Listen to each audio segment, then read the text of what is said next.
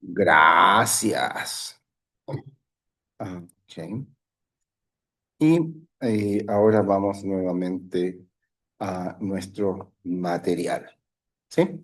Vamos a ir a, vamos a comenzar primero con lo que llamamos el pretérito. ¿Sí? Son tres los tiempos pasados que ustedes necesitan saber. So it's three of the past tenses that you need to be exposed to. The first one, this is the easy one that Sarah is very fond of, and we analyzed this one too. David, I don't know if you remember that. So could you please go where you have el pretérito perfecto in your handout? El pretérito perfecto. Okay.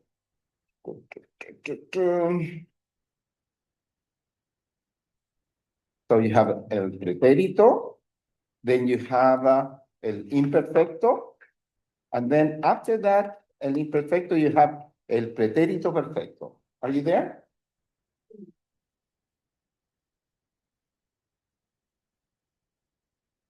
So it's towards the end. Oh, yes, yes. There you go. Yes, exactly. So it would be pretérito imperfecto.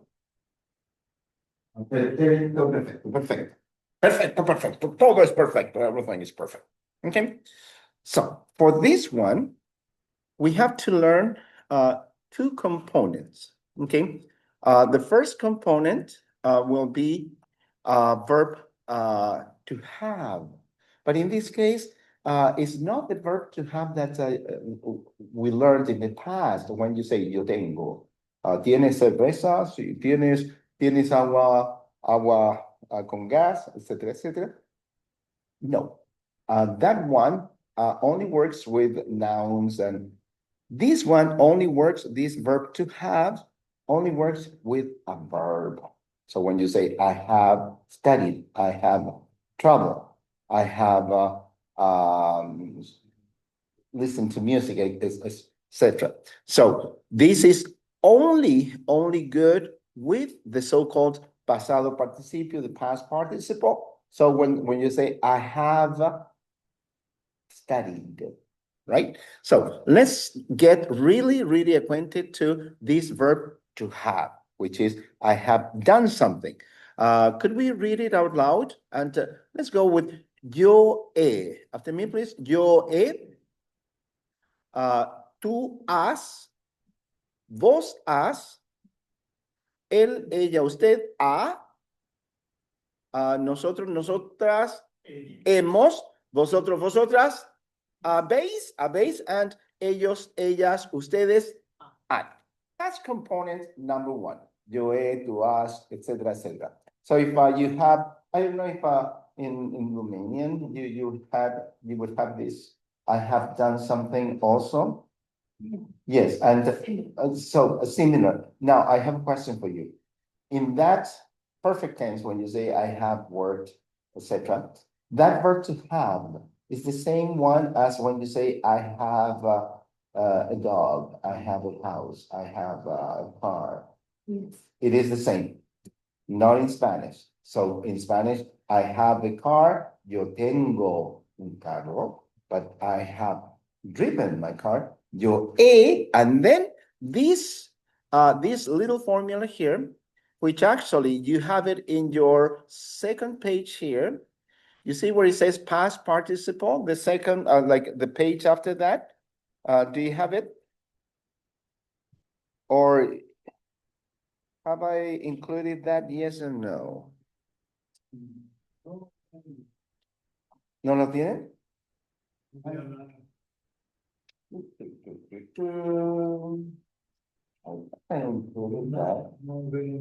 No ves nada.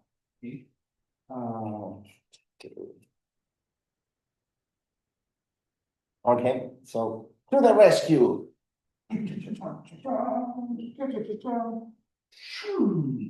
Now you got it.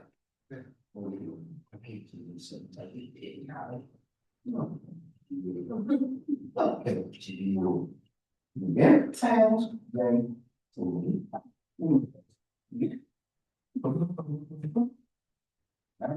Y señor.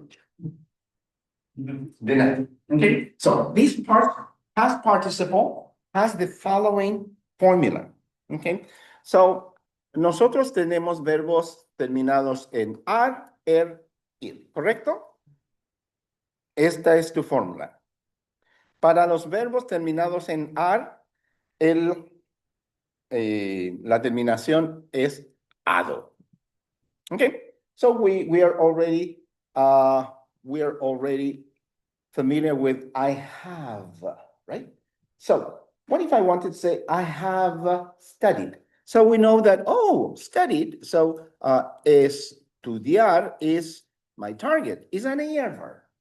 So I want to say studied. In this case would be outstanding. Okay, so estudiado. What if my target was trabajar? Trabajado, you're on a roll now, and trabajado, boom, boom, boom. And I'm going to give you another one, which is one of our favorite ones, which is viajar. Viajar. Are we fine with that? So far, we are in the mood of I have done something AR. Okay. David. El otro David, the other David, el otro David. Give me places that you've traveled to. So give me tres. Yo he viajado a México y a Sudamérica y a través de Canadá. Perfecto, perfecto, perfecto. Dame tres, el otro David. Dame tres lugares que has viajado. But in that case, you said mi esposa y yo. You know what? We have to be inclusive.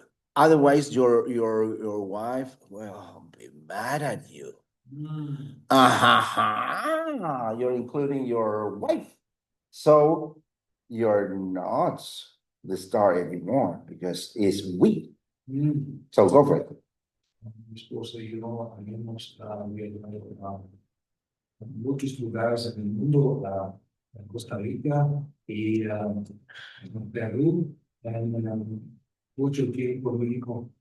Excelente. And you know what? We're going to add to your wonderful compound sentences, incluyendo,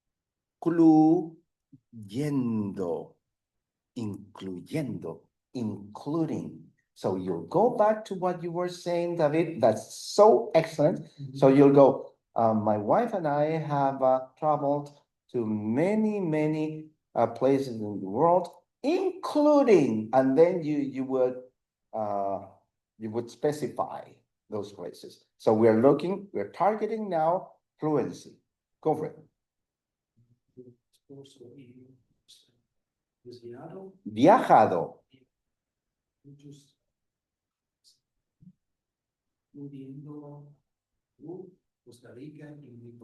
Excelente. You see, now you're reminiscing, you're talking about the past and with something that is manageable.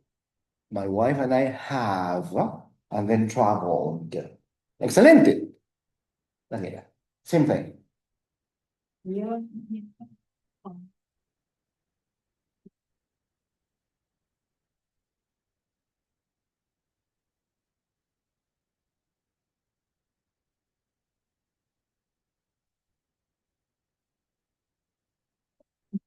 Perfecto. ¿Qué es el Caribe? Muy bien, señorita.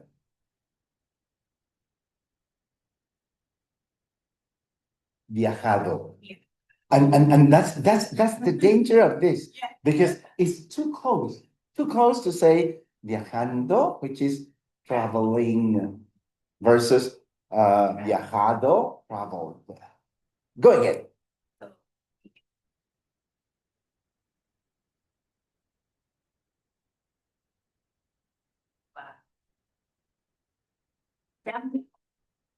Excelente, excelente. Now, the idea is to feel comfortable with I have, we have.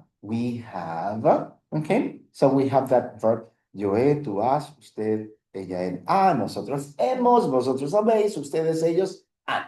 And then we're dealing with the AR. Viajado, trabajado. Give me another one. Give me another one. ¿Dónde tú has viajado? Yo he viajado a algunos países en Europa, a varios países en Latinoamérica, incluyendo Argentina, Perú, Costa Rica, México, por supuesto, Cuba, sí, en tránsito por Uruguay, pero no he viajado a países en Asia, por ejemplo, o en África. ¿Sí? ¿Sí? And yo tampoco. Yo tampoco. Tampoco would be the neither. Okay. Sí. Tampoco. Remember that en español nosotros tenemos lo que se llama doble negativo. Okay. Let's not forget that we have that. In this, and that's why, por eso, Daniela, yo estoy hablando del doble negativo, porque tienes también. Como yo dije, since I said, yo no he viajado a Asia o África, since I'm using negative, so you will continue with the negative rather than me too, neither do I. Yo tampoco. Yo tampoco. Muy bien. Excelente. So that's the very good news. Okay. Los verbos terminados en ar, la terminación es ado. Y ustedes lo hicieron muy bien. Ahora, los verbos terminados en ir o er, la terminación es ido. ¿Sí? Por ejemplo.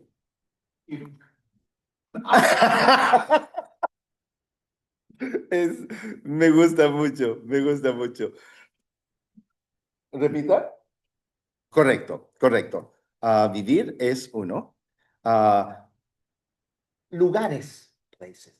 Lugares en que tú has vivido. ¿Sí? Lugares en que tú has vivido.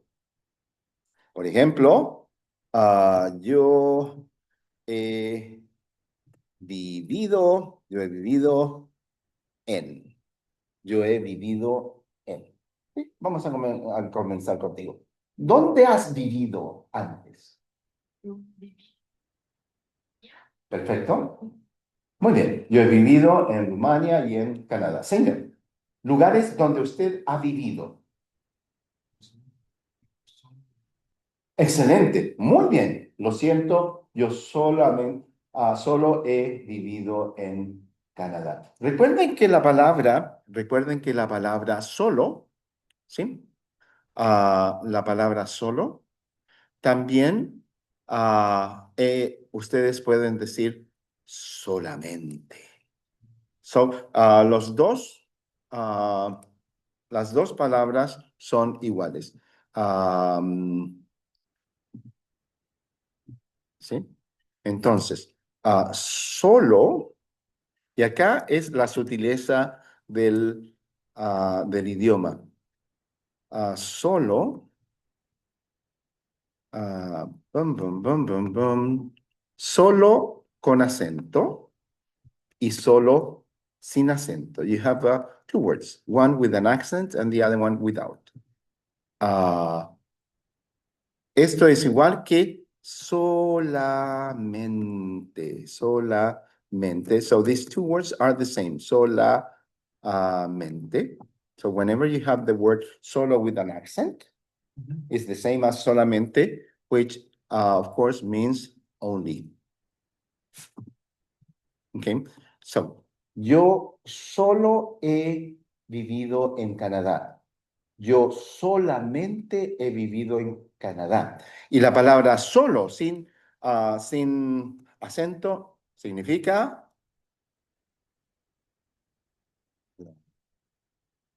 Por ejemplo, cuando dices, oh, I'm alone. How would you say that?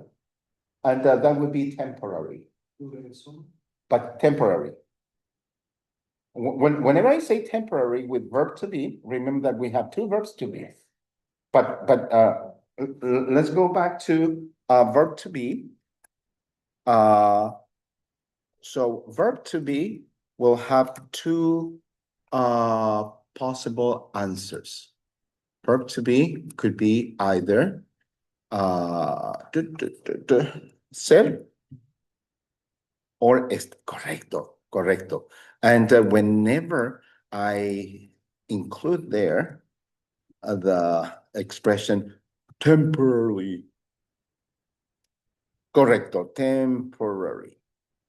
Okay, so we hope that being alone is temporary. Correcto. En tus ojos, with tears in your eyes. Yo estoy sola. Okay. So even yo soy sola. Okay, although meaning, but I'm always alone and I will always be alone. No, but still doesn't work. Okay. I'm only now let's play with words. What if I want to say, ¿qué pasa? ¿Por qué estás triste? I'm only alone. Solamente solo. Solamente estoy, or, solo estoy solo. Right. But in written text, you would have the first solo with the accent. The second solo, no accent. ¿Qué pasa? Hasta mañana y mañana. Correcto, es lo mismo mañana y mañana, correcto. Pero hay varias palabras que se diferencian solamente por el acento en escrito. So in written form, there are several words that you would differentiate them because of the accent, the written accent. Several of them, like for example, the word de. De, no accent, de accent. So the sin acento, it means from or of. De with accent comes from verb to give, that. Okay. The word see and see. With accent, yes. No accent, if. El and el, muy bien. El con acento y sin acento. Muy bien. Entonces, so far, I'm including all those things because we have to really consolidate on all of the things I went learning.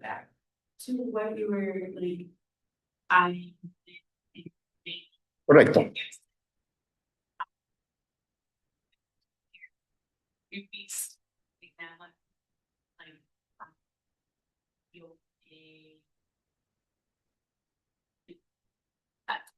Would that work? Excelente. Excellent. And then you know what you want to do?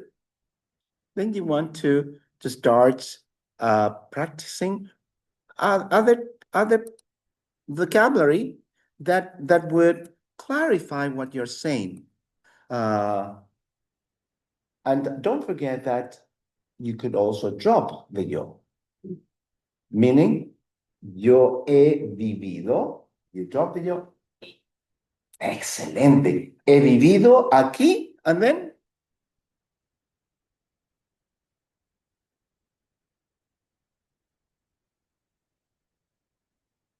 and it's a common thing to say.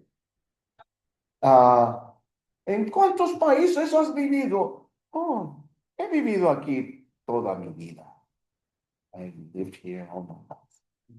Toda mi vida, toda mi vida. He vivido aquí toda mi vida. Perfecto. Entonces, nosotros comenzamos con el primer verbo del grupo o ir, que es vivido. Díganme otro verbo. Feel brave. Give me another verb. ER or IR. Comer. Okay. Okay, go with it. I have eaten. That's your beginning. So go with that and finish the sentence. But either yo he, or simply he comido. He comido what? He comido, la cena antes de esta clase. Muy bien, he comido mi cena antes de esta clase. And here, there's piece of information that would be very valuable for you to know pretérito perfecto, or in English, we call it the perfecto. Okay? In Spain, this one is more popular than eventually. They would use this on a regular basis. Exactly what you're saying, David. Have you eaten? Oh, yes, I have eaten before coming to class. Right? Oh, I already ate. The already ate is more common in Latin America. Correcto. Okay, muy buena observación.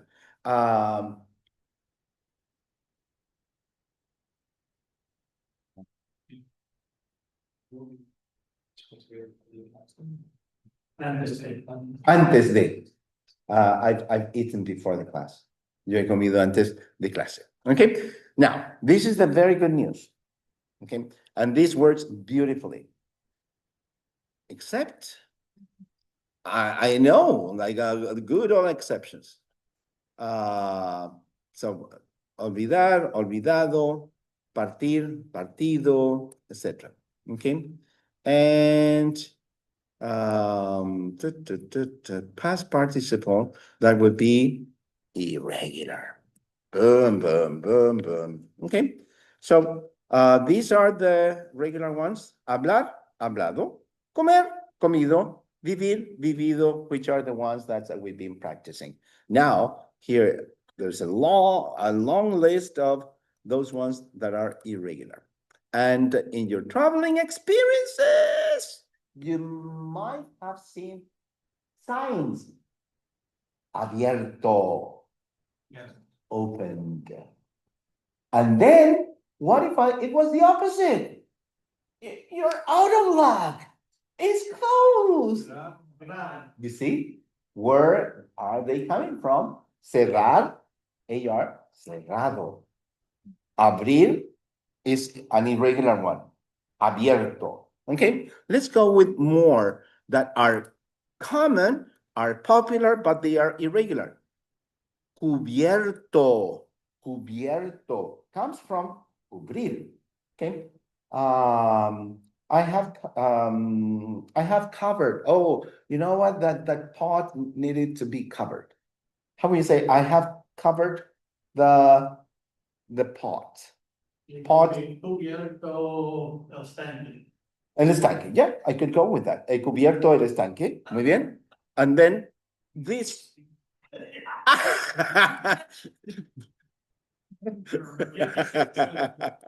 Now, this one, hediondo, hediondo, that is stinky, hediondo. We'll write it down. Like it is. That's the thing with traveling. The word what? Pot, but for pots, there's one which is very popular, which is olla. Olla. La olla. La olla. Because the one that is more referred to el estanque. El estanque de agua, for example, would be, for example, in in a toilet.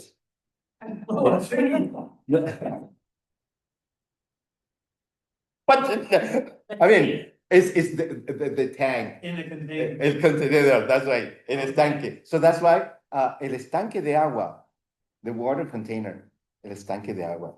Pero para cocinar, olla, like for cooking, like a pot would be la olla, una olla. And, en el arco iris, una olla de oro.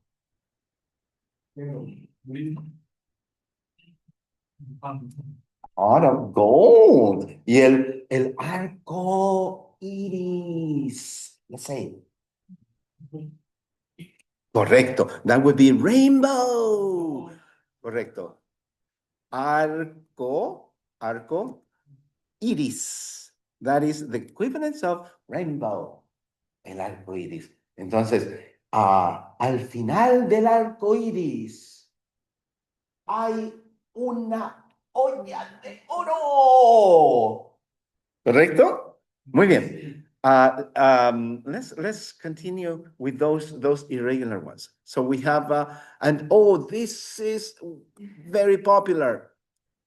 Said. I have said.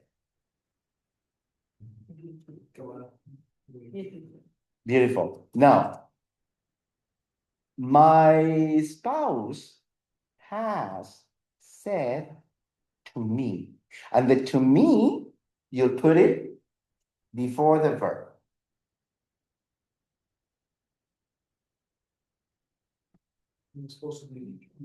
Excelente. So in this case, mi esposa me ha dicho. Okay. So you're talking to David. What has your wife said to you? How will you put that sentence, that question? What has your wife said to you? And you'll start with what? Yeah. And then to you. But the BRT, we could put it at the end. But that one word. Que te. Excelente. Your what? Back up.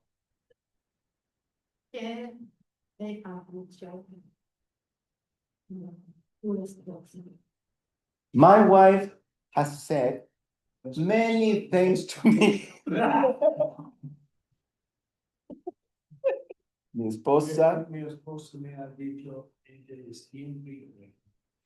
I love that. Muy bien. Mi esposa me ha dicho que ella siempre está en lo correcto. En lo correcto. En lo correcto. Say that.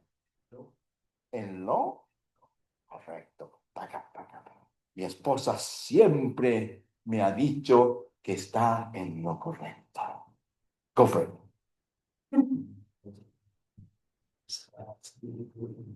Me ha dicho que está en lo excelente. Muy bien. Escrito. Another one that's very popular. Written. Escrito. How about this? It is written. So in this case, and this is interesting, now that you're mentioning that. The use of a past participle, number one, we're using it as part of the perfect tense, right? So in that case, the past participle does not change depending on gender or number, because it's part of the verb tense. But when you're saying, it is written. So in this case, that past participle would work as an adjective, not as a verb. And therefore, you have to use gender and number. So in this case, it is written. It is written here. Like that would be masculine. So está escrito. But what if I wanted to say, oh, the word is written, and the word is palabra, which is feminine. So how will you say it is written? But you're referring to correcto, está escrita. So when you're doing like an argument about a menu and a bill, you could say, Está escrito escrito. aquí. Exacto. And there it's powerful, because if you use it that way, oh, está escrito aquí, the person would know that you know what you're talking about, and you're using perfect Spanish. It's not this, oh, gringo. No. By the way, bring your own person. Ah! Oh, man. Oh, man. I didn't know that. Oh, Gringo means something to do with the green jackets go. And how the Americans were identified on the one that they first been down one. Green jackets. exactly. Green, go. Go. Muy bien, David. Muy bien. Está. Perfecto. Perfecto. And there you could see those connections. But even desk, escritorio, you see, they are all related. And this next one, popular one in cooking, frito. And you can tell me with your experiences. For example, what if that was fried fish? You got it.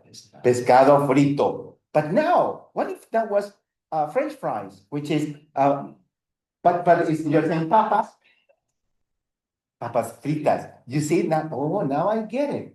So that past participle, when it's acting as an adjective, you have to be careful with gender and number, right? Perfecto. Oh, the next one. Tell me how popular it is. Hecho. Hecho. You buy something, you look at the label. Hecho en México. Hecho en Cuba. Hecho en Costa Rica. ¿Correcto? Hecho en China. Exacto. Exacto. And this one, I love this expression when you are negotiating something, eh? And especially you, David, you love this one for your next trip. You'll say, trato. Trato is like a deal. Trato. What if I want to say done deal? Correcto. I don't know if you've ever heard, because it's a popular expression. Trato hecho. 100 pesos mexicanos. ¿Trato hecho? Trato hecho, sí, trato hecho. Muy bien, muy bien. Then you have, oh, the typical muerto. Muerto. Now, pan de muerto. Él está muerto. Exacto. And now, your pictures are absolutely impressive. I've never seen pictures like those ones. And then we'll show them, because I thought for El Día de los Muertos, it was just a representation, but David has like impressive photos of real dead people with their skeletons and like amazing stuff that like he'll show us. Oh. No, David tiene muchas historias impresionantes. Y, por ejemplo, entonces, cuando dices, oh, someone is dead. So in that case, it's gender and number. So what if that was referred to a female? Correcto, correcto. What if that was a group of female? They are dead. Ellos están muertos. Ellas están muertas. You see that the use of gender and number. Perfecto. Puesto. Por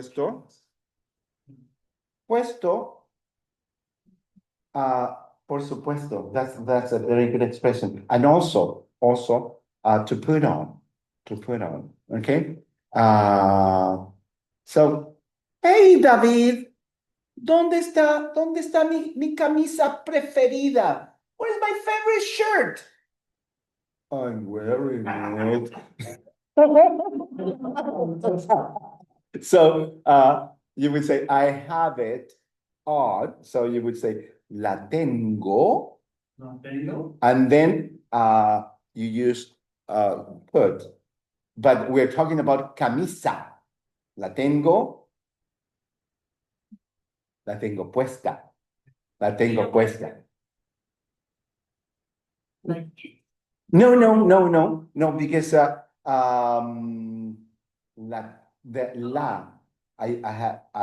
have it on. La tengo puesta. But what if I have them on?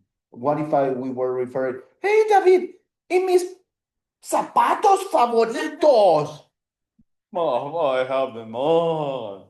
So in that case, you would say, los tengo puestos. Puestos, because you're talking about los zapatos. Los zapatos. Perfecto. Muy bien. Correcto. Oh, en este caso, esta noche, yo tengo puesta mi chaqueta. Yo tengo puesta, muy bien. Porque es chaqueta. Yo tengo puesta mi chaqueta. Excelente. And this, as you can see, all these ones is like, they're popular. So, what if I want to say, oh, the case is being solved or resolved? And case is el caso. El caso está resuelto. Boom, el caso está resuelto. And, oh my God, something is broken. So, my car is broken. Correcto, mi carro está roto. Muy bien. Correcto. My heart is broken. Los dos. So go with my heart is broken. Está. And we want it temporary. Okay, so está. In this case, very, very good observation. You're going to use all these so-called past participles or pasado participio with verb to be. When you're using verb to be, that past participle will become an adjective because you're saying it is something, it is broken, it is resolved, etc. Okay, so in your case, mi corazón está roto. Say that. And David is crying. Lo siento. Pobrecita Daniela. Perfecto. And now this one, visto.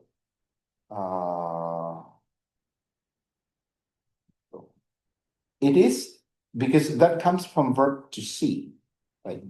So, it's being seen. Está visto. And they use the word ver as vista a lot in tourism. Like vista, which is also like a landscape. A view. Like a very popular vista hermosa for a villa. Vista hermosa. Beautiful view. Okay? And then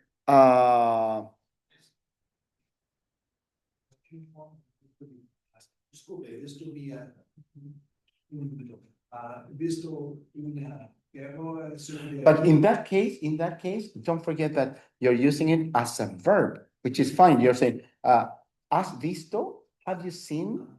¿Has visto? Sí, lo he visto. Lo he visto. But in this case, visto. Lo visto is one little piece of advice here. No. And one little thing here. The word lo, okay? The word lo, we associate that with it, right? So when you say, lo he visto, I have seen it. You're fine with that, right? That's the answer to the question. I have seen. Correcto. Lo he visto, excellent. And I suggest no hay, right? Just. Correcto, correcto. And once again, that's why we started with this one, because it's easy to master it, and then you can start using it. ¿Has visto a mi perro? No lo he visto. Sí, lo he visto, está allá. Muy bien. But in this case, the use of lo before a so-called past participle, and you'll find this kind of it's different. Law plus the so-called past participle, which is what we've been practicing. Okay. So when you use it with the word law, that would be equivalent to an ing, but as a noun. Okay, for example,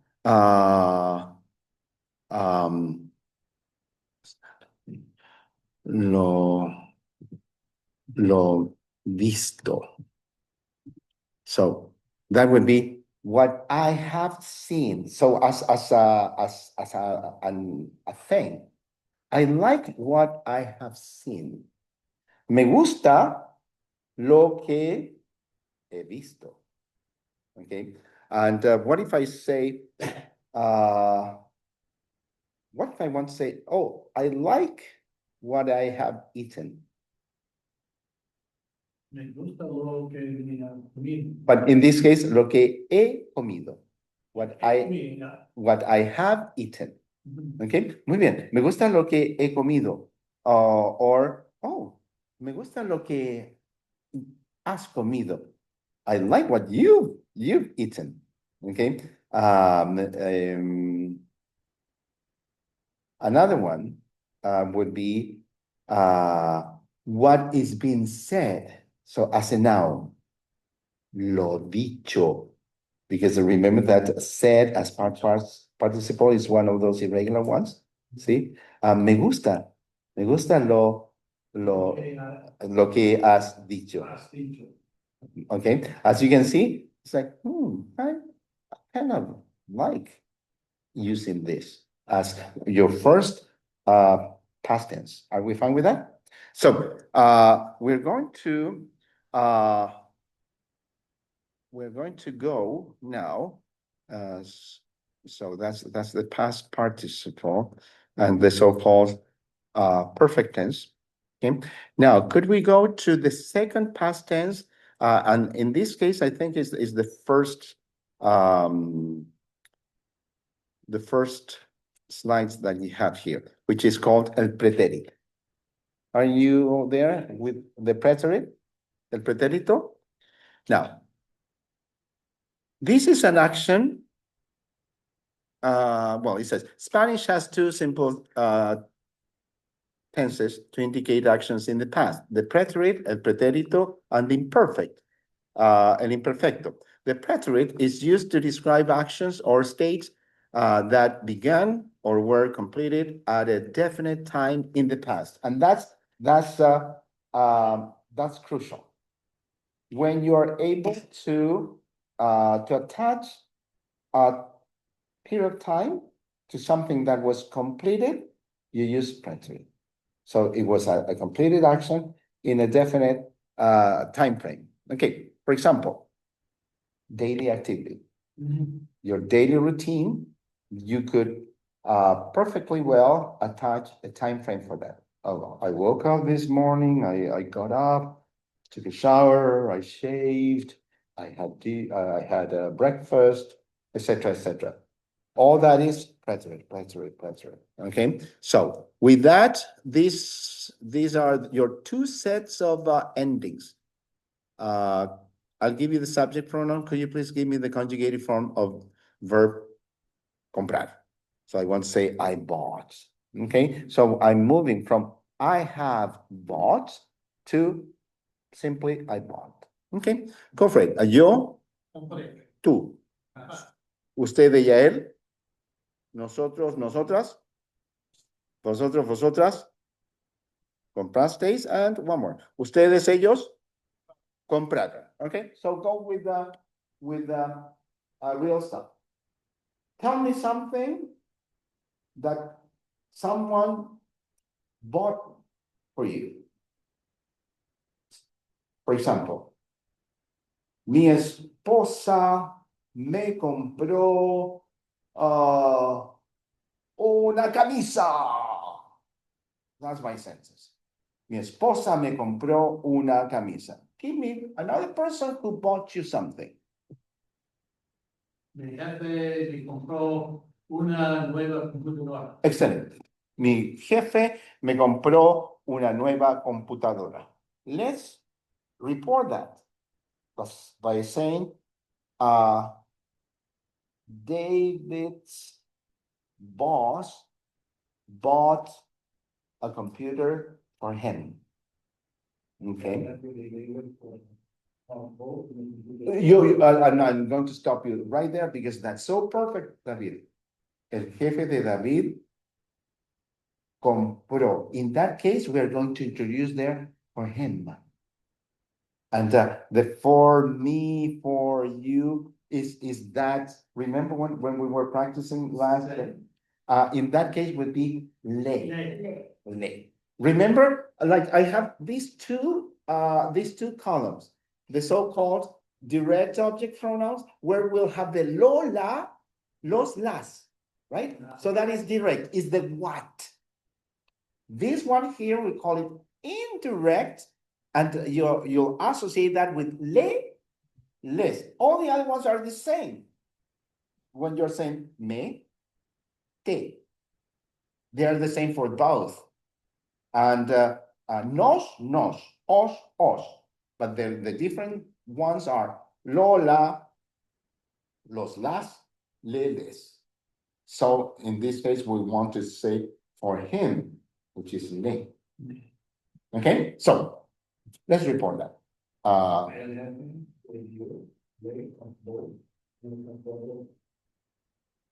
Excelente.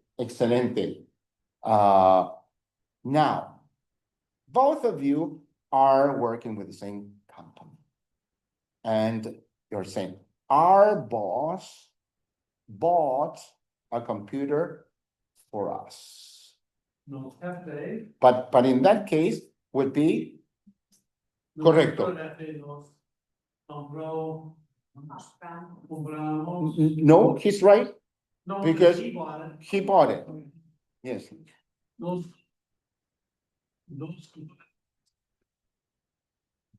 Excelente. You see, and in this case, you went from my wife bought for me, and then my boss bought for me.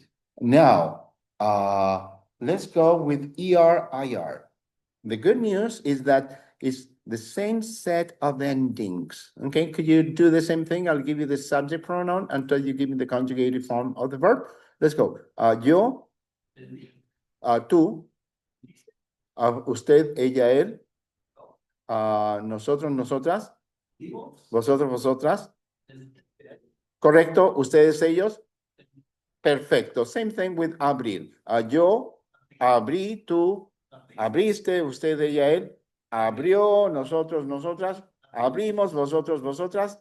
Abristeis, ustedes, ellos. Abrieron. Perfecto. Perfecto. Now.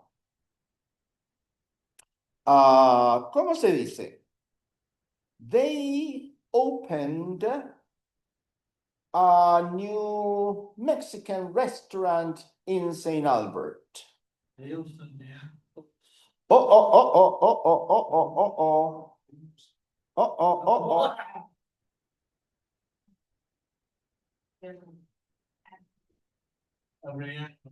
Bravo, bravo, bravo. Go again, David.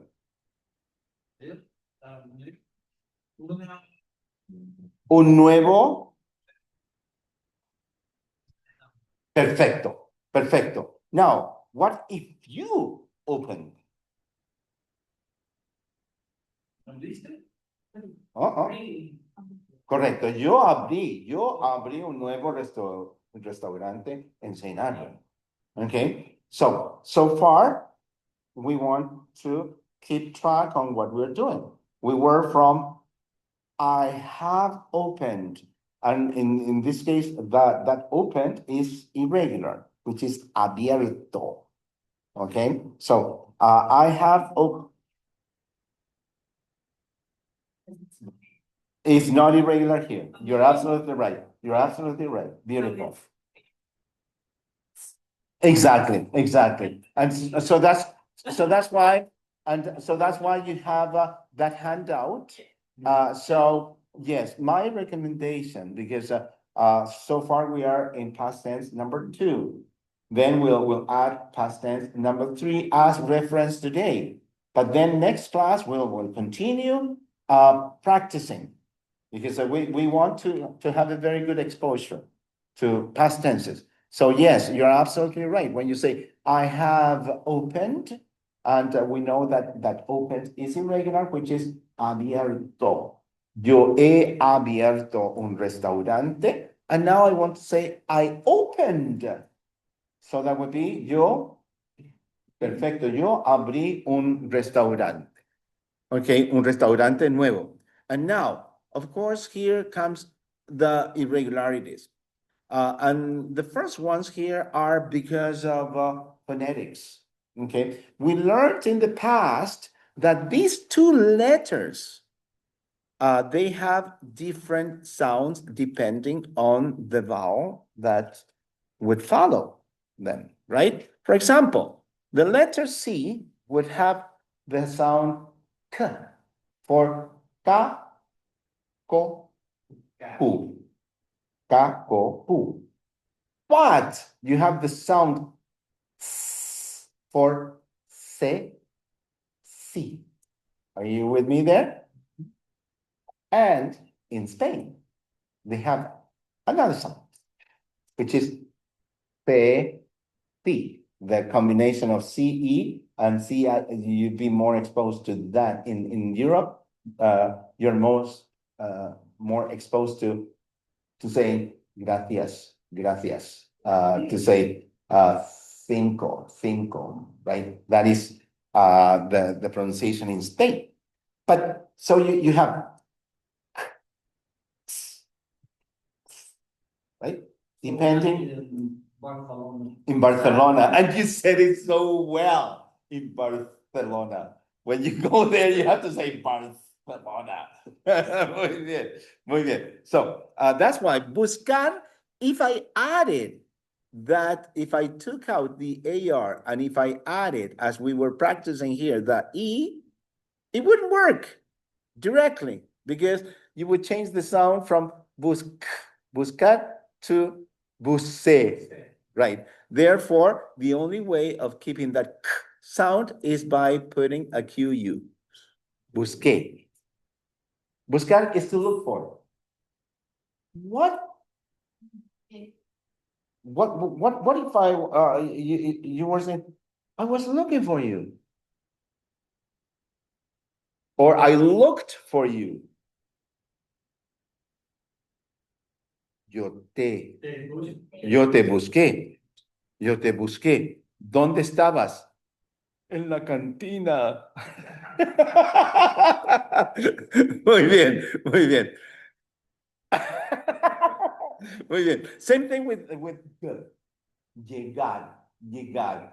We have the same situation with the sound g for ga, go, gu, and for he, he. Therefore, if I added the straight E right here, taking out the AR, it would be yeje, right?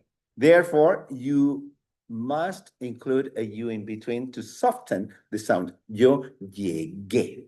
Yo llegué. So and the typical verb that you would use when you're traveling is verb pagar.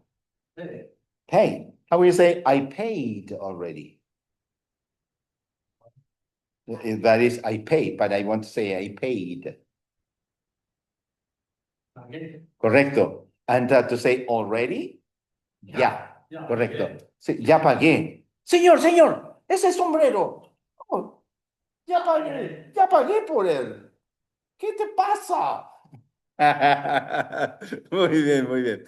And these ones is mainly to differentiate the pronunciation in Spain versus the pronunciation in Latin America. So when you have that Z, and this is only applicable, by the way, this is only applicable to the first person singular, the yo form. Okay, so in this case, you're saying yo empecé, but in Spain they would say yo empecé. Yo empecé. Okay, perfecto.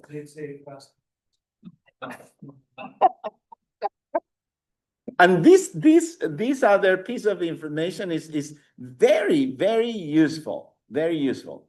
It says, caer, which is to fall, creer, which is to believe, and leer, which is to read. And this one here, oír, to hear. Change the I to a Y in the third person singular. What is third person singular? Usted, él, ella, or third person plural. Ustedes, ellos, ellas. What they mean by that is this. So these are your endings right here. So it's an ER verb. Iste, yo, imos, iste. They are saying that for the third person singular, this I would turn into a Y. Same thing here. It would turn into a Y. How would that work? So you have caer, yo caí, tú caíste, but usted, ella, él cayó, cayó. Nosotros caímos, vosotros caísteis, but ustedes, ellos cayeron. Now, it's more common with leer. You're more familiar with leer. So how will you say, I read? Leí. You read, but usted, ella, él, leyó, with a Y. Okay? Nosotros leímos, vosotros leísteis, ustedes, ellos, leyeron. Again, with a Y. And this one is also a common one. When you say, oh, I heard. Yo oí. You heard. But now, oh, usted, ella, él, oyó. Okay, muy bien. Same thing with the words ending in huir. For example, construir. Yo construí, construiste, construyó, and construyeron. Also third person singular, third person plural, and same thing with incluir, to include. Yo incluí, tú incluiste, usted, ella, él incluyó. Okay. Now, how would you say, oh, you included me?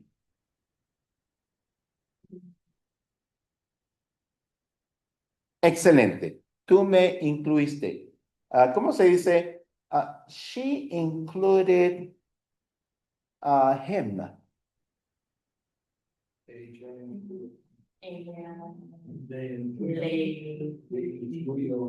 Ella le incluyó. Excelente. Excelente. And now the other page that you have here is, oh, this one is a little pain in the neck. You know what I'd like you to do? Do you have that page there in front of you? Which is the next, it's the back of it, I think. Yes, in the back. Could you please do me a big favor? No. No, no, no, no, no, no. Could you please underline? To underline in Spanish we say subrayar, subrayar. Okay. Subraya, could you please subraya subraya right? And then below, could you please put I, comma, I.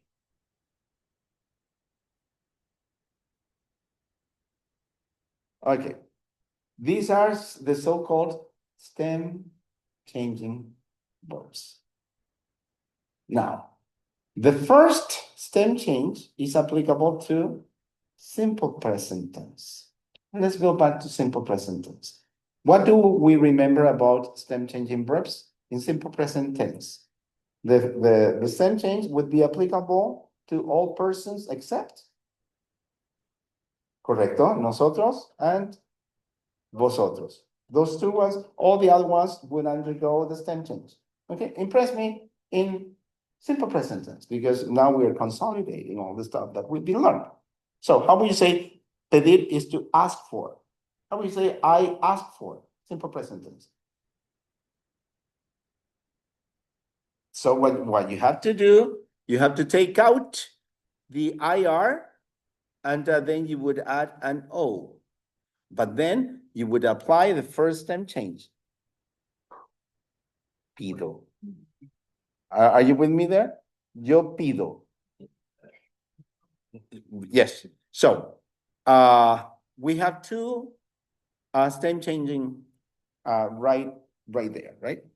So in this case, I'm sure I could do it around the computer, but that's exactly what we'll do, David. Okay. So this is what I asked you. So you're underlining the P, and then you put I.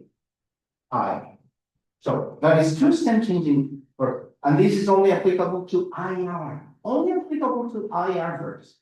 Okay, IR verbs that will undergo a stem change. So this is one. So the second stem change will be applicable to two things. Now we did this last class. The first thing is the ing, which is, for example, asking for. Pidiendo. Correcto. So you see, okay, perfect. This is the second stem change here. So you're saying pidiendo. So when you're saying I am asking for, yo estoy pidiendo, right? Okay. But also this second stem change is applicable to preterite, but only to the so-called third person singular and third person plural. First, second, third. You see that? So let's go back to the simple present tense. Simple present tense, you say, yo pido, tú pides.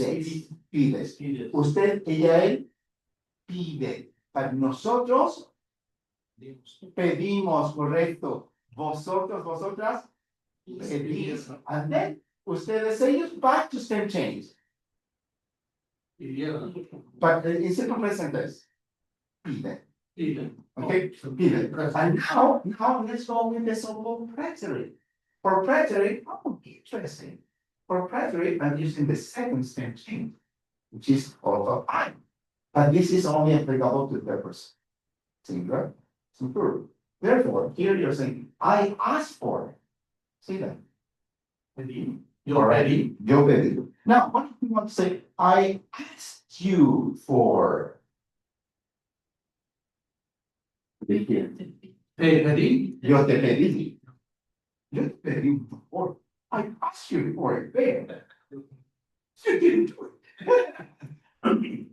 And you asked for. Tú pediste. And then repeat. Usted, ella, él pidió. Now, how to say, oh, she asked me for a favor. Standing, and that's so right, David. Ella me pidió un favor. So, now we ask for it. Nosotros pedimos, vosotros, vosotras, pedisteis, and now, ustedes, ellos, ellas, Pidieron. now, they asked me for a favor.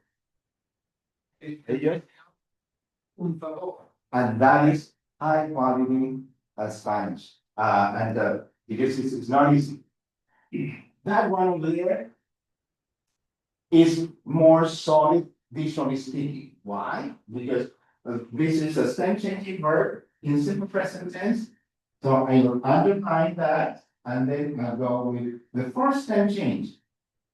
That one, and you know that, right? So let's conjugate verb dormir in simple present tense. Yo duermo. Correcto. Tú duermes. Excelente. Usted, ella, él. Duerme, duerme. Because we have to separate them. Usted. He's sleeping with all those. He's sleeping with him, with her, with. This is the kind of classmates that you have, Daniela. Muy bien, muy bien. So it would be usted duerme, ella duerme, él duerme. We're fine with that simple present tense. But now simple present tense will go with we sleep. Nosotros dormimos. No stem change, dormimos. And vosotros, vosotras dormís. Remember, two ones that are non-stem changing in simple present tense are nosotros and vosotros. And now you go back to ustedes and ellos, ellas, stem change. So ustedes duermen, ellos, ellas duermen. Same thing. Okay. So once again, if we put that side by side, simple present tense, and then you would see the you. Yo duermo, yo dormí. Tú duermes, tú dormiste. Usted, ella, él duerme. But now, this is the rule. The second stem change, which is this one here, would be a couple to the ing. So how say sleeping?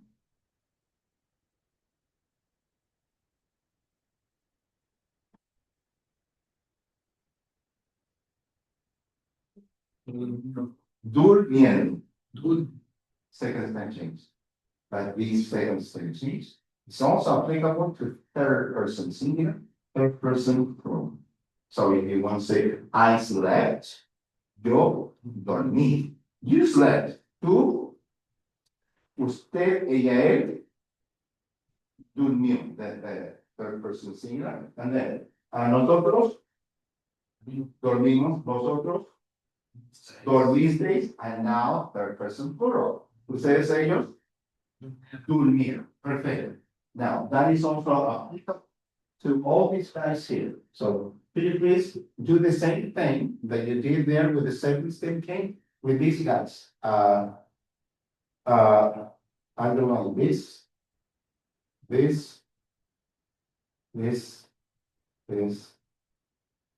here, he, and he, and he, and he, and he. Conseguir, which is to obtain or to get. Okay, to get. So, take it out.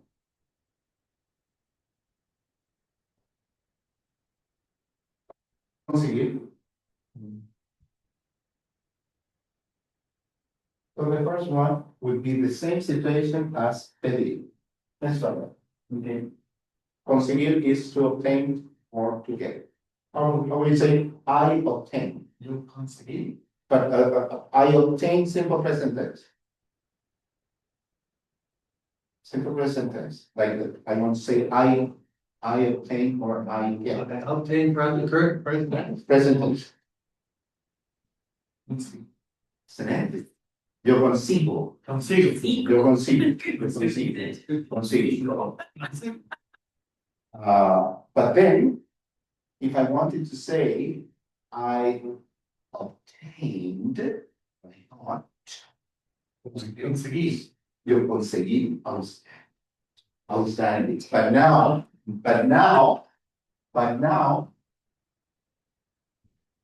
he obtained, he got. Consiguió. Él No, consiguió. consiguió. Excelente, excelente. Same thing here, consentir. This one here, I-E, I. Okay.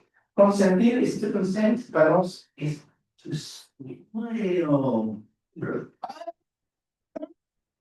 So, do you spoil your wife? No, he's.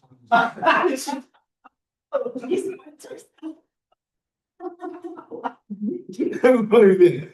Now, how would you say?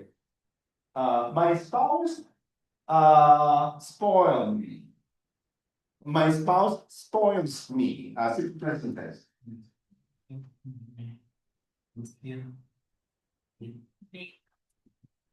But it's an I verb. It's an I verb. Like vivir. Yo vivo, tú vives, usted, ella, él vive. Perfecto. Now say, spoils me. Perfecto. Perfecto. And then the reality, mi esposa no me consiente. Now, you have a second step change for pair. Okay, let's do it. Let's say, I spoiled her. And that, her will be direct object pronoun. So in this case, for direct object pronoun, if I want to say I spoiled her, Le consentí. okay, yo le consentí. And how we say, she spoiled me. Ella me consentí. So it's the second thing. I know it's tricky. But that's why I said, perfect. Done something. Because this one has all these other rules, eh? And sometimes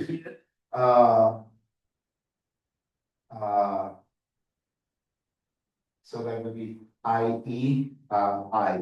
That is to boil, okay? Change it. Except for like the list of the perfect. Like, Right, so, yeah, I know what.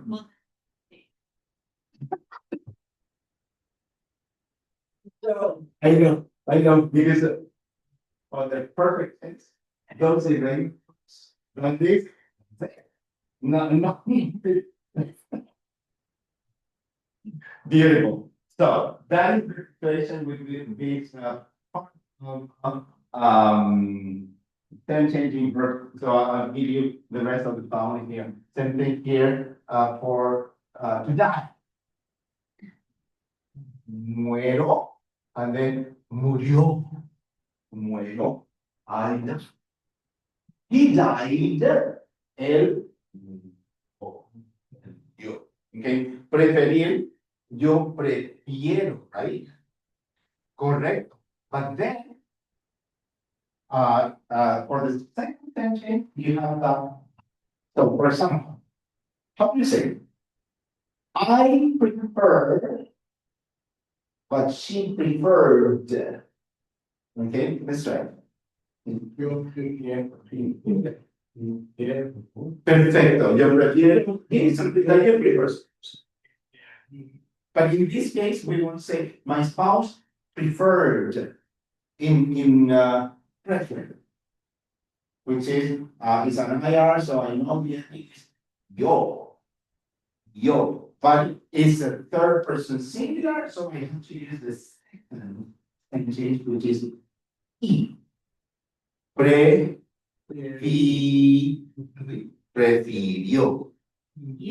Prefirió. Are you following that? For example, I prefer something, but yesterday my wife preferred. So, yo siempre prefiero pescado. Pero ayer mi esposa prefirió conejo. Rabbit. Muy bien. Repetir. This is I. Because you say, yo repito, él repitió. Yo sigo, él siguió. Yo siento, él sintió. Yo sirvo, él sirvió. That would be your problem. Okay. So write it down in your notes there. So then I know. So but this is take this as a reference, and then we'll be checking how this is working in real life in dialogues. Okay. So once again, the second stem change deals with preterite and also with the ing. Therefore, how do you say preferring? You know that the second stem change is for the ing as well. How do you say prefer? Prefiriendo, because you're using the second stem change, David. Perfecto. And same thing. How do you say serving? I am serving. Correcto. So then you would go, yo estoy sirviendo a mi país. I'm serving my country. Okay.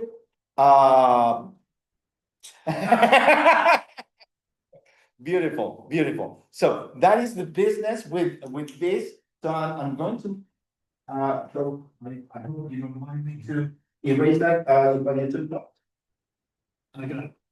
Perfecto. Beautiful. Perfecto. Boom. Too bad I won't be able to show that in the video.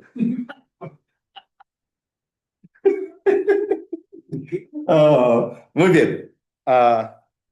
Then you have this area here is interesting. Attention. Ser, which is verb to be, ir, which is to go, they have exactly the same conjugation for preterite. Therefore, if you want to say, I was, yo fui. I was, yo fui, I love it. Yo fui famoso. I was famous. Right?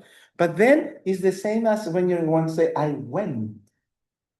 Give me some place that you went. Yo fui a. Wow. Yo fui al trabajo. Beautiful. Yo fui al trabajo. And let's report that. He went to work. Él fue al trabajo. Okay. This one here takes a little while to differentiate when to use fui versus fue. But my recommendation from now on, the yo is always fui. Yo fui. And the three amigos, usted, ella, él, fue.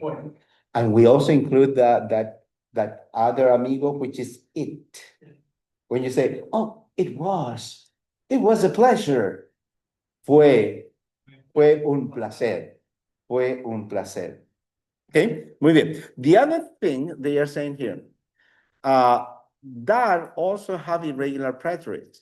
The preterite forms of ser and ir are identical. Note that the preterite forms of ver are regular. However, unlike other regular preterites, they do not take a written accent. Okay, as you can see there, yo vi, tú viste, usted, ella, él vio, no accent. Because it's a one syllable.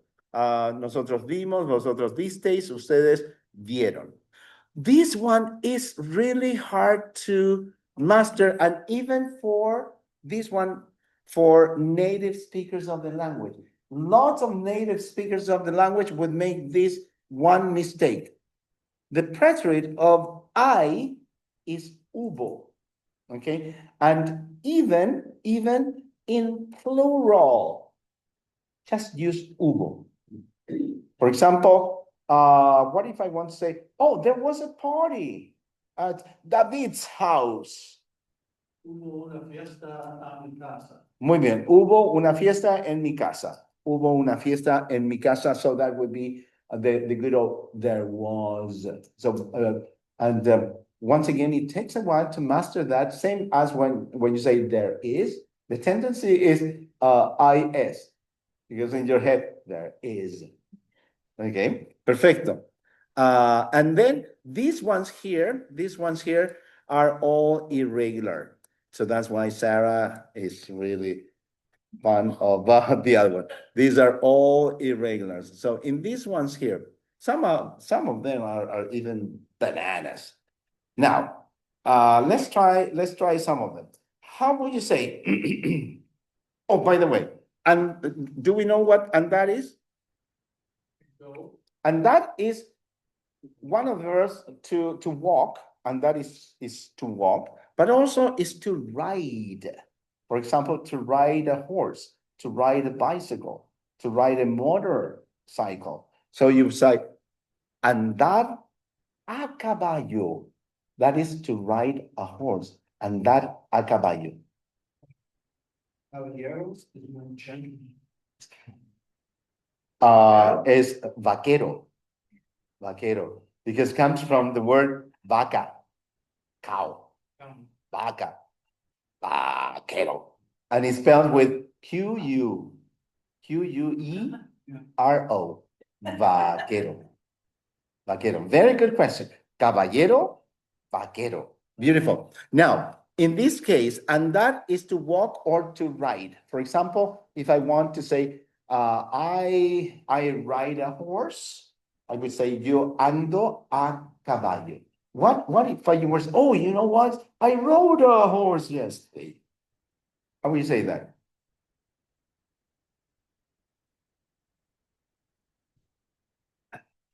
But it's your yo form is right here.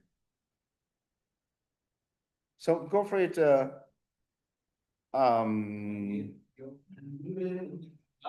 Muy bien. Ayer yo anduve a caballo. Oh, this one, I love this. Poder, which is?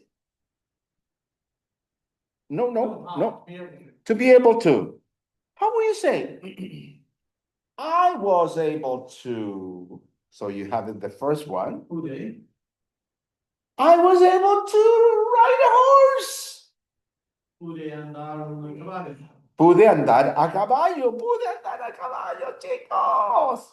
Muy bien. Then,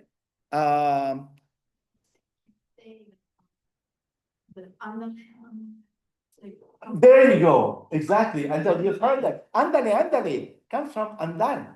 It's like, come on, move it. Ándale.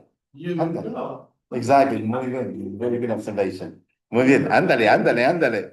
That's a good one. Like, come on. Move it. Walk. Muy bien. Ándale. This one here, saber, which is to know. Look at it. Like when you want to say, I knew. Yo supe. And this one here too. I had. Yo tuve. And the other ones, as you can see, there's lots of irregular ones in preterite. So that's why Sarah is so the perfect tense, right?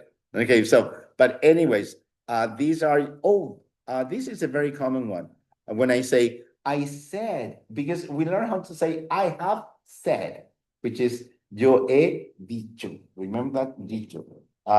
And I have said to you, yo te he dicho.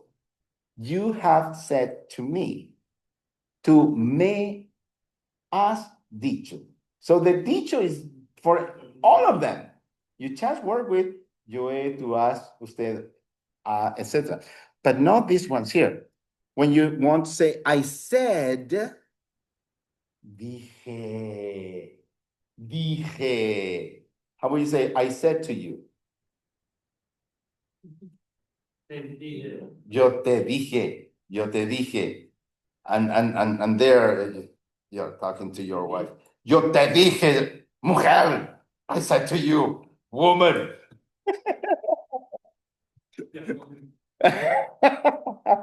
Muy bien, muy bien, muy bien. Now, that's number two. And would you like to take a little break before I go to number three? No, yeah, so let's take a couple of minutes there. So far, as you can see, yes, we have moved, we have moved from, I have done something. And the tip was, verb to have with yo he, tú has, usted, ella, él, nosotros hemos, vosotros habéis, ustedes, ellos.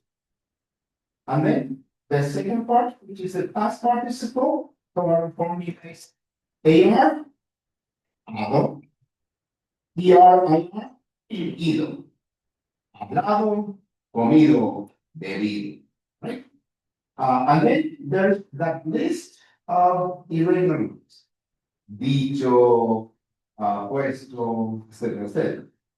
But that's the end of it for perfect tense. And then,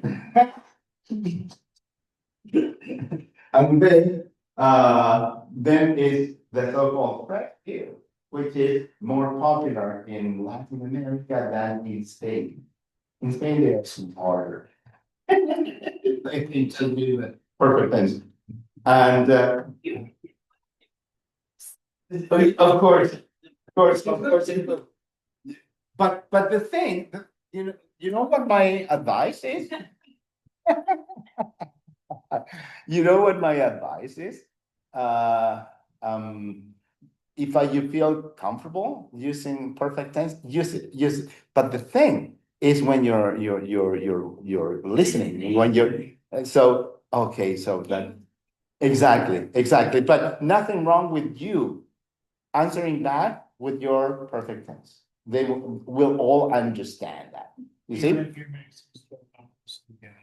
Yeah. So the third one is the so-called pretérito indefinido. So could you please go to that section? Oh, pardon me. This pretérito is the one that we were. Did I include this page as well? Yes. So this one here would be kind of a summary of the previous one. This one here. This is the 2-page. Is all the irregularities in 2 pages. So this one here would be the regular ones with the irregular ones in 1 page. Yo visité, yo nací, yo escribí. Okay. And the irregular ones here, as we were discussing, verb ir, which is to go, and verb ser, which is to be, they have the same irregular preterite. Yo fui, tú fuiste, vos fuiste, etc.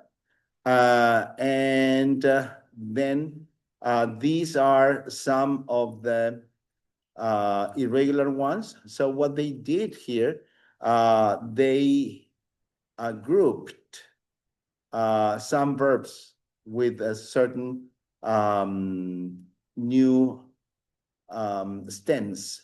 So tener, which is to have, for preterite, you add tuv, and is an er. So yo tuve, tuviste, etc. So you have that 1 page. And now I need you to concentrate on the new one, which is the so-called imperfect. Okay. The imperfect, this one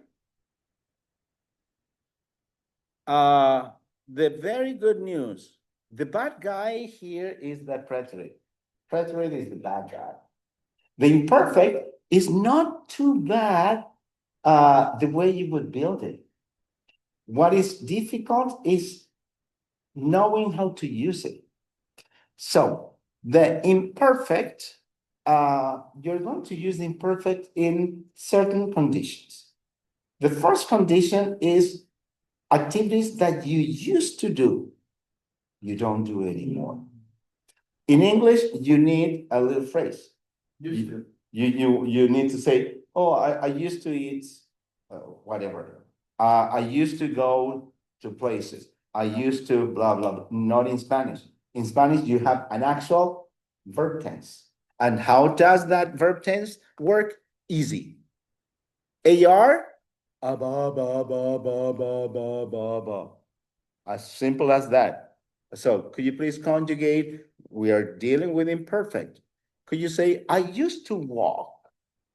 Yo caminaba, tú caminabas. De three amigos, usted, ella, él. Caminaba. Nosotros, nosotras. Caminábamos. Vosotros, vosotras. Caminabais. One more. Ustedes, ellos. Caminaban. That works with any AR verb. Let's try it. What if you wanted to say, oh, you know what, I used to dance. No, not this girl here. This girl is an expert dancer. Yo bailaba. How will you say, oh, I used to play piano. Correcto, muy bien. Yo tocaba el piano. And that's why it's called imperfect. Because as soon as you say, oh, yo tocaba el piano, you're opening a little window there for how come you're not playing anymore? Exactly. Whereas the preterite, you say, yo toqué el piano ayer. End of the story. I played the piano yesterday. But as soon as you say, oh, yo tocaba el piano. Oh, sí. ¿Y por qué no tocas ahora? Oh, porque ahora yo hago otras cosas. ¿Correcto? Correcto.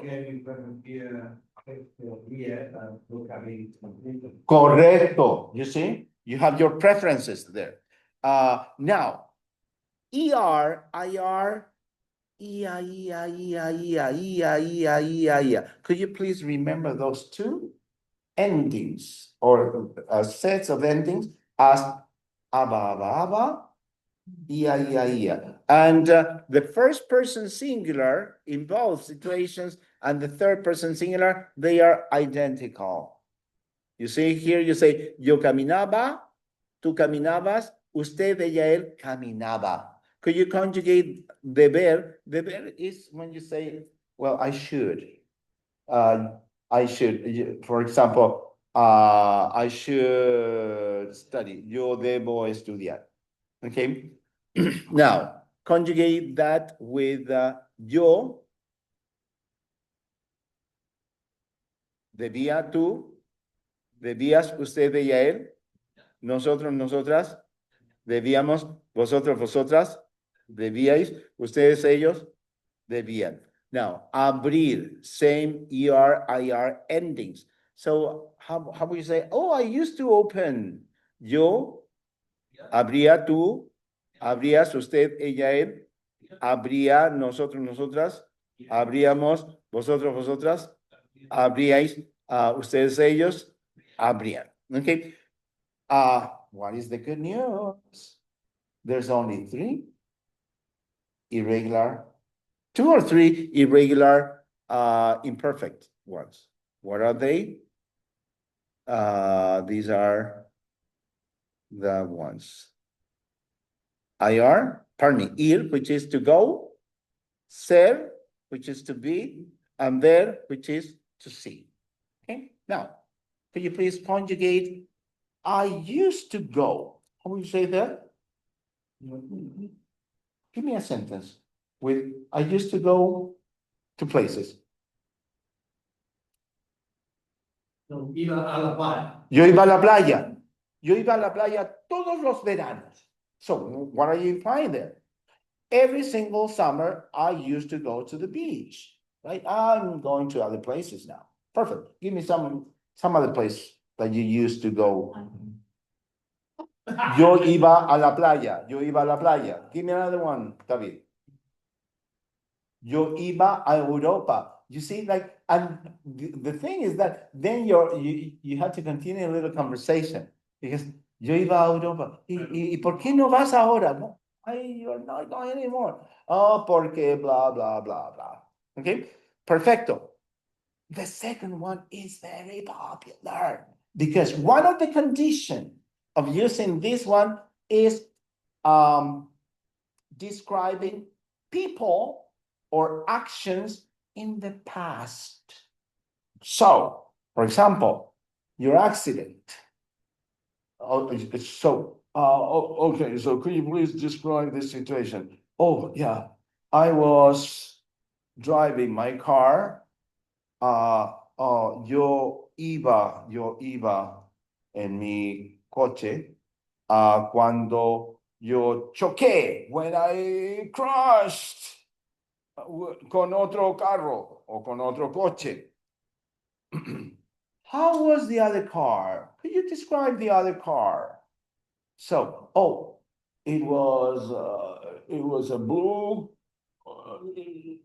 Chevrolet a blanker. So, era un coche. You see, like all the description would be with, it was. Era un coche azul, exacto. Rather, you wouldn't say, fue un coche azul. That's wrong. But why is that wrong? I'm just saying it was, but you're not describing. Okay, so this is for description. Or we already discussed that you're going to use imperfect for things that you used to do. So you have two conditions already. Things that you used to do and descriptions in the past. You use imperfect. Okay, yes. But the car is still blue. The car is still blue, but you're describing, and that's the thing. You can say something like, tiene una. And in that case, you're still using imperfect, and in that case, is tener, which is not irregular, but is an ER. And what did we learn about imperfect? You have two sets of endings. One for AR, which is the aba, and ER, IR, ia. So how will you say it had? Outstanding. So you're describing. Era un auto o era un coche azul, era un carro azul y tenía bla, bla, bla. Y tenía una puerta blanca. That's exactly what you need to do when you're describing. Okay, so description is imperfect tense. Okay, and the other irregular one is de. Yo veía, tú veías, usted, ella veía, nosotros veíamos, vosotros veíais, ustedes, ellos veían. End of the story for imperfect. Okay, so it says here, the imperfect narrates what was going on at a certain time in the past. It often indicates what was happening in the background. Also, you're going to use as a third condition, you're going to use being perfect with actions that were happening when something else happens or something else was happening at the same time. For example, what if you want to say,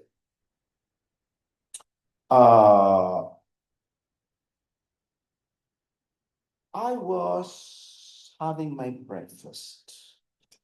And in that case, you use verb desayunar. Desayunar is to have breakfast, right? So how will you say, I was having breakfast, but with the so-called imperfect. Desayunar is an AR verb.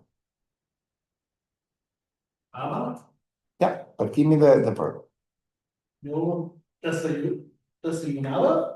Excelente. Yo desayunaba when. Cuando, Yo desayunaba when David oh, called me. esta mañana cuando David me llamó, I was having breakfast. desayunaba. Correcto. Esta mañana cuando David me llamó, yo desayunaba. So when he called me, I was having breakfast. Okay, another one. For example, I was reading a book. I was reading a book when my friend arrived. Do we know what verb to arrive is? Llegar is to arrive. Is an ella verb.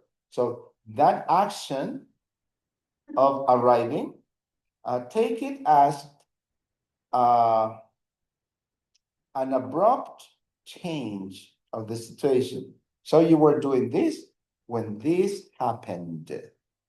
So I was reading a book is an ER verb. Yo, You're using read. Yeah. Leía. leía. Leía. Because if the E-I-E-I-O. Old MacDonald. You have to remember, Old MacDonald had a farm. Exacto, exacto. Yo leía un libro when my friend arrived, and that arrived was a completed action, and I could tell you exactly the time when he arrived. So, preterite.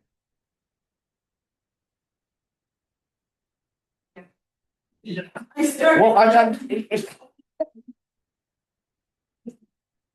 Well, you're on the spot, man. You're on the spot. And that's a very good thing too. And you did it with him, and now he's doing it with you.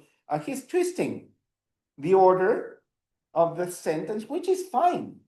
Cuando mi amigo me llamó, I was reading a book.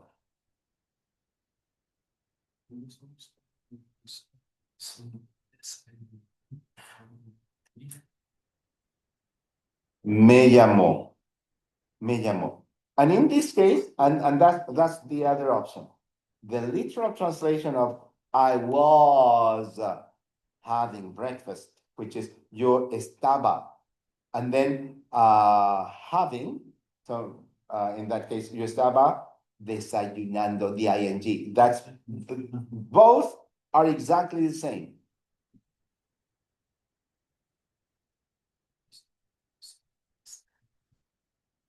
Correcto.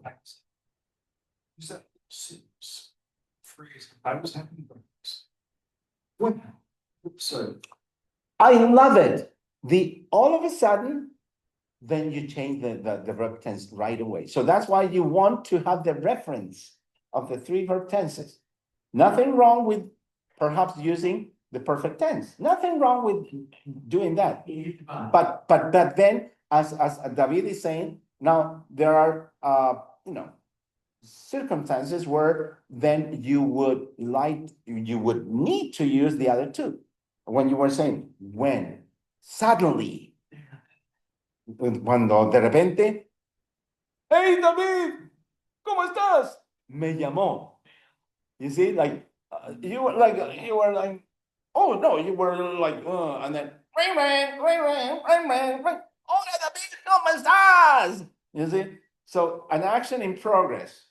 I was reading, and that's what you said, David. Yo estaba leyendo mi libro cuando mi amigo me llamó.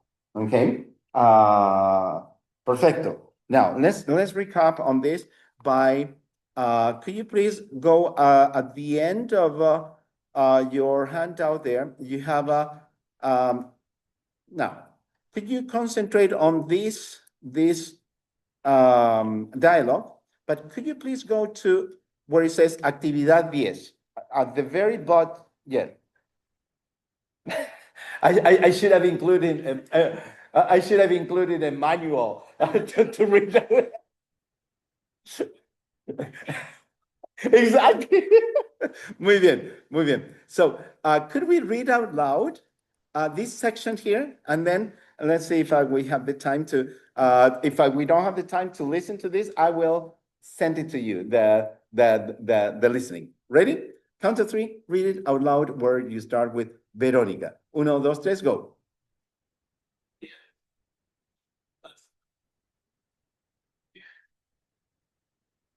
Muy bien, muy bien. Verónica, tú tienes una vida bastante interesante. No, what are we saying?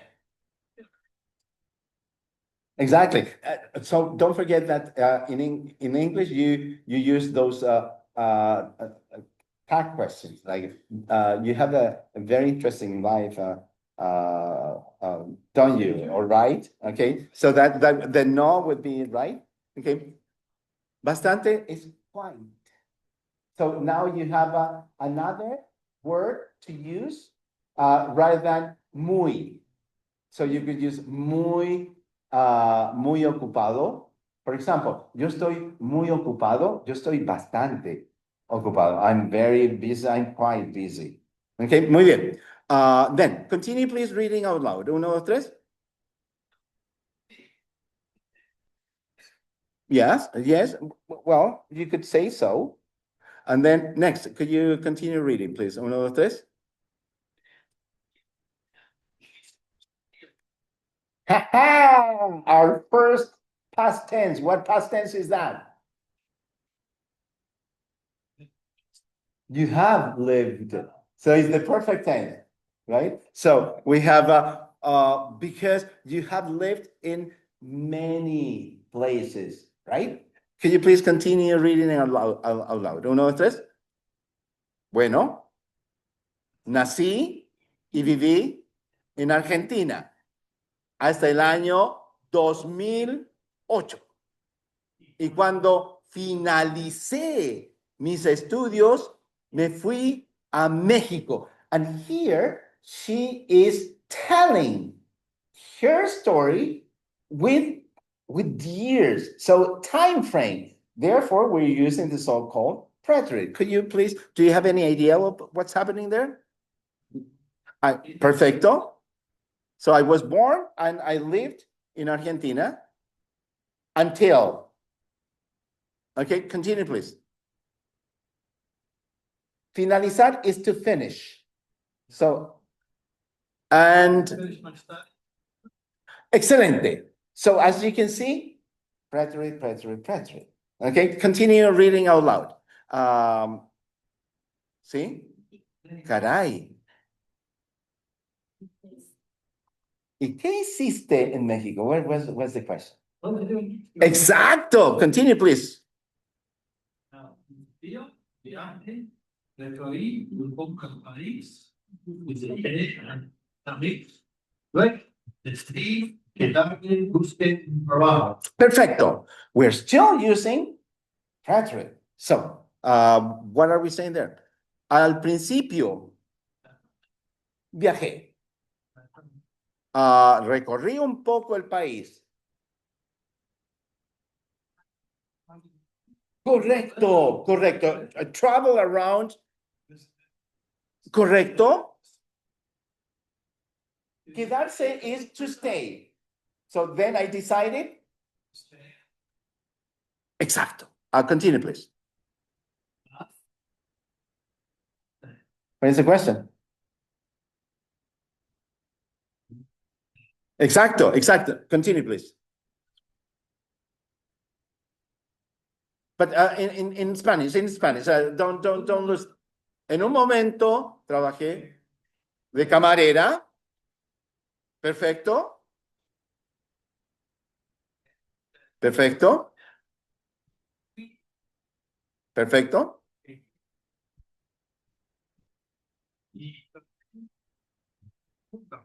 Perfecto. So tell me what happened to this person.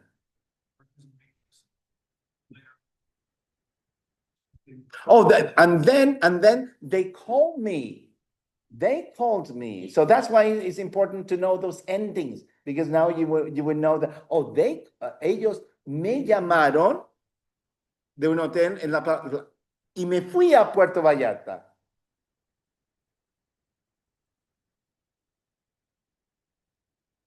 And que queda. Quedar is like when you're, it's located.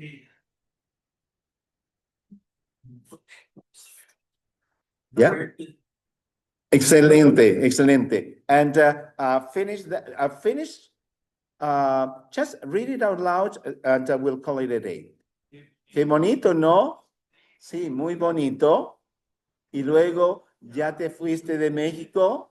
Luego, en el año 2009, viajé a Londres a estudiar inglés. Ah, ¿y cuánto tiempo te quedaste en Londres?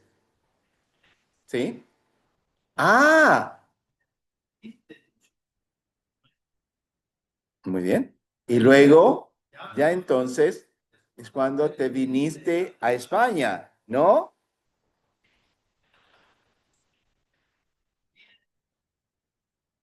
Y en España, beautiful. And you notice how they ended with the perfect tense as well? And in Spain, I suppose you have done, that's right, you have done many things also. Okay, so I'll send you the audio file with, I hope the video will help you too. But as you can see, we use the three past tenses in a story. In a story, it's not that, okay, I'm just going to talk in perfect tense, and then I might change to imperfect, and then I might change to. Exactly. But for now, that was my little message. Introduction to past tenses. Next class, we'll continue. We'll perfect it.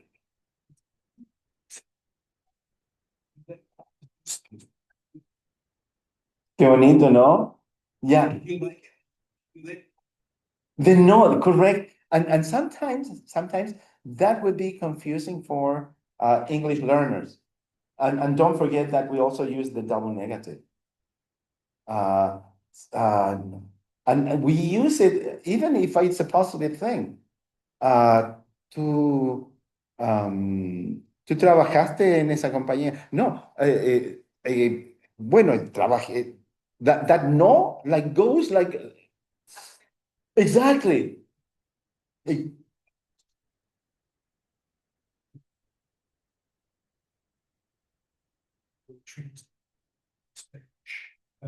She always would say things like, if you like, no, reading it. Correcto. I heard that a lot. Correcto. But that's why we are including now dialogues. And then when you listen to the dialogue, you'll feel that familiarity because you were tuning your ear with that total immersion experience for 10 days.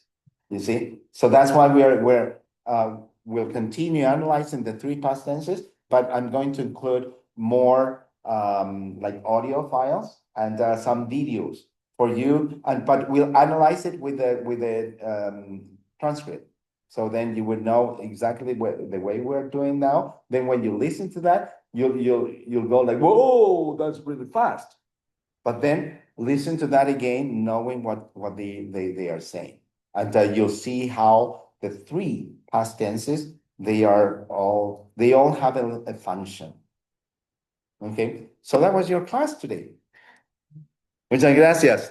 Muchas gracias.